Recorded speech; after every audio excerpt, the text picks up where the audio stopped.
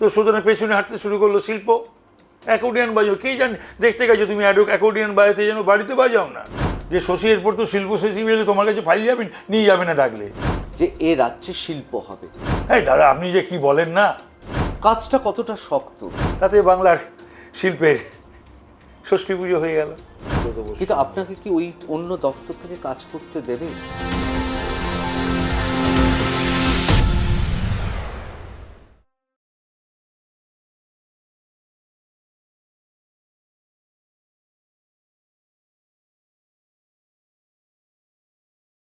এটা কেন হতো বলুন তো মমতা? তোমার শিল্পমন্ত্রী, তিনটে শিল্পমন্ত্রী আমার প্রিডিসেসর, কিছুই দিয়ে যায়নি।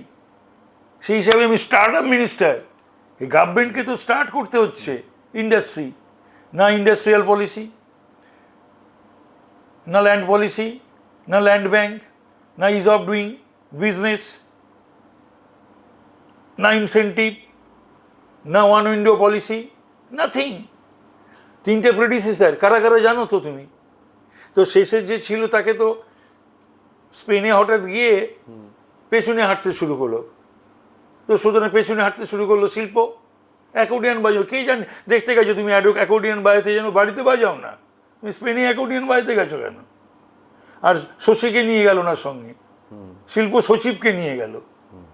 এগুলো কেন হয়? এটা আমি তখনই বলেছিলাম শশীকে, জিজ্ঞেস করতে পারো, যে শশী এরপর তো শিল্প সচিব এলে তোমার কাছে ফাইল যাবেন, নিয়ে যাবে না ডাকলে। শশী দেখি বললেন, হ্যাঁ দাদা, আপনি যে কি বলেন না। কিন্তু কিন্তু আপনার একবারের জন্য মনে হচ্ছে না বা হাত পা কাঁপছে না যে 34 বছর জগদ্দল পাথরের মতো বাম শাসন এবং কয়েক হাজার এখান থেকে সংস্থা তাদের হেডকোয়ার্টার নিয়ে চলে গেছে জঙ্গি বাম শ্রমিক আন্দোলনের মধ্য দিয়ে আমাদের রাজ্যে, সেটা কল্যাণী হতে পারে, ব্যারাকপুর শিল্পাঞ্চল হতে পারে, হাওড়া হতে পারে, দক্ষিণ চব্বিশ পরগনা হতে পারে, মানে সমস্ত জায়গায় তার একটা কালো করাল ছায়া নেমে এসেছে।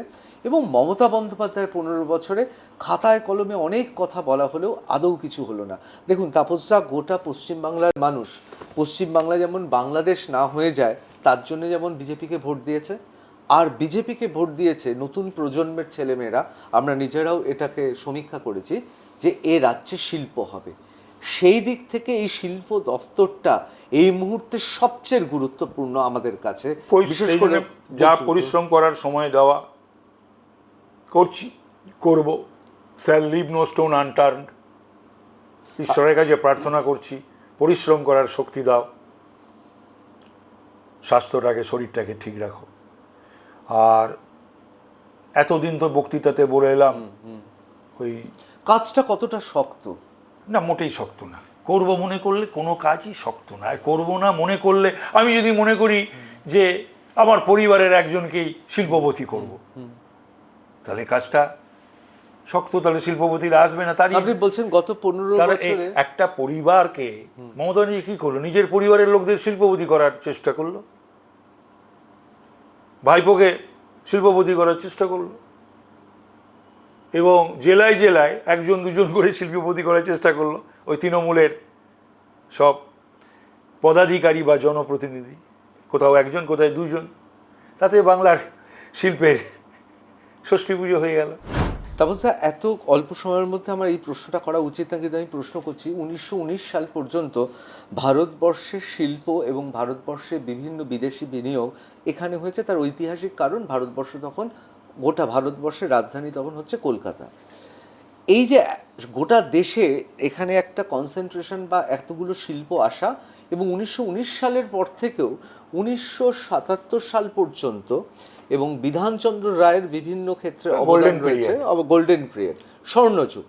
তারপর বামেরা, মানে আমি আপনাকে এমনি জিজ্ঞেস করছি, আমি কাউকে অশ্রদ্ধা করে জিজ্ঞেস করছি না, বামেদের মধ্যেও তো এটা তারা বুঝতে পেরেছিলেন যে শিল্প দরকার, এবং শেষ মুহূর্তে বুদ্ধদেব ভট্টাচার্য অনুভব করেছিলেন, কিন্তু তখন অনেক দেরি হয়ে গেছে। কিন্তু সেই জায়গায় দাঁড়িয়ে এখন যেহেতু চটের বাজার কমেছে, এবার অনেকেই হাঁ হাঁ করে চিৎকার করবে যে না, ঋতব্রত, চটের বাজার আদৌ কমেনি। এখন চটের জায়গায় প্লাস্টিক ব্যবহার হচ্ছে, চাই বা না চাই, এমন অজস্র পরিবর্তন ঘটেছে আর্থসামাজিক ক্ষেত্রে। সেই জায়গায় দাঁড়িয়ে শিল্পমন্ত্রী হিসেবে পশ্চিমবঙ্গকে ঘুরে দাঁড়ানো যাবে? যাবে, 100 বার যাবে। ট্র্যাডিশনাল শিল্প যেগুলো রয়েছে সেগুলো তো আছেই, তার পাশাপাশি তোমার নিও টেকনোলজি, সেমিকন্ডাক্টর, ডেটা সেন্টার, তো এইগুলোর জন্য দেশ বিদেশ থেকে মানুষ আসছে। তো এগুলো আজকে কানাডা এসেছিল, গতকালকে পোল্যান্ড এসেছিল, জাপান এসে ঘুরে গেছে মিটসুবিশি, আয়ারল্যান্ড আসছে, আমেরিকা এসে ঘুরে গেছে, আবারও আসছে বেশ কয়েকটা। না না, এই তো আজও এসেছিল, আমেরিকা এসে ঘুরে গেছে, মানে আজও তো এসেছিল নিউ ইয়র্ক থেকে। তো সুতরাং এক্সপানশনের জন্যে ভারতবর্ষের যারা, এবং সবচেয়ে বড় কথা যে কথাটা বলতে গিয়ে আমি অন্য প্রসঙ্গে চলে গেলাম, যে এবারও রেজাল্ট যদি 19-20 হতো, তাহলে বোরা বিস্তারা বহু ইন্ডাস্ট্রিয়ালিস্ট তারা বেঁধে ফেলেছিল, তারা কিন্তু পশ্চিমবাংলায় যেটুকুনি রয়েছে তারা আর থাকতো না। তারা এটাকে গুটিয়ে নিয়ে গুজরাট, মহারাষ্ট্র, উত্তরপ্রদেশ, মধ্যপ্রদেশ, উড়িষ্যা এসব জায়গায় চলে যেত। এবার আমি আর দুটো প্রশ্ন করব আমার শিল্পমন্ত্রী হিসেবে। ধরুন এই যে সেমিকন্ডাক্টর আপনি বলছেন, প্রচুর পরিমাণের জল, প্রচুর পরিমাণে ইনফ্রাস্ট্রাকচার, এগুলো তো দরকার। আমি বলছি পশ্চিম বাংলায় হ্যাঁ, প্রকৃতি উজাড় করে দু হাতে দিয়েছে, কি নেই বলো তো? কিন্তু আপনাকে কি ওই অন্য দপ্তর থেকে কাজ করতে দেবে? কারণ শিল্প দপ্তরটার দিকে তো এখন সবাই তাকিয়ে থাকবো, তার কারণ আমাদের ছেলে মেয়েরা যারা বাইরে চলে যাচ্ছে তাদের এই শিল্প দপ্তরটার ওপরে দেখাশোনা করছেন স্বয়ং মুখ্যমন্ত্রী, তার উপরে হয়েছে আমাদের কেন্দ্রীয় নেতৃত্ব, কেন্দ্রীয় মন্ত্রিসভার সদস্যরা, স্বয়ং প্রধানমন্ত্রী এবং স্বরাষ্ট্রমন্ত্রী, এবং পশ্চিমবাংলার সেই হৃত গৌরব সেটা ফিরিয়ে আনবার জন্য, এবং পশ্চিমবাংলায় এত সম্ভাবনা শিল্পের, স্কিল, আনস্কিল্ড, জল, তারপরে তোমার পরিবেশ, সব মিলিয়ে নলেজেবল পারসনস, মেধা, সেই মেরিট, মানে শুধু তো ফ্লাইট অফ ক্যাপিটাল হয়নি, ফ্লাইট অফ ব্রেন ড্রেনের যে কটা বলো, ফ্লাইট অফ মেরিটও তো হয়েছে বাংলার বাইরে বা ভারতবর্ষের বাইরে। তো সেইগুলোকে যদি আমরা কাজে লাগাতে পারি, তাহলে পরে পরিযায়ী শ্রমিকের সংখ্যা কমবে। আর আমার পশ্চিম বাংলায় আমাদের যে নবপ্রজন্ম, নিউ জেনারেশন, যেটা তোমরা বলো, আমরা ইদানিং বলি, তারা যদি বাড়িতে থাকতে পারে বাবা মার সঙ্গে, স্ত্রীপুত্র পরিবারের সঙ্গে, কেন বলো তো গোটা সল্টলেক খাকা যাবে?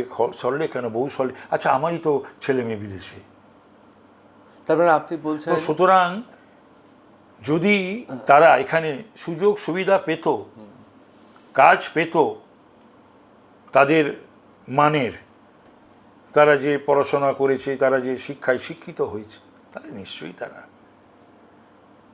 বাংলা ছেড়ে ভারতবর্ষের বিভিন্ন শহরে বা প্রদেশে বা ভারতবর্ষের বাইরে অন্য রাষ্ট্রে, দেশে তারা যেত।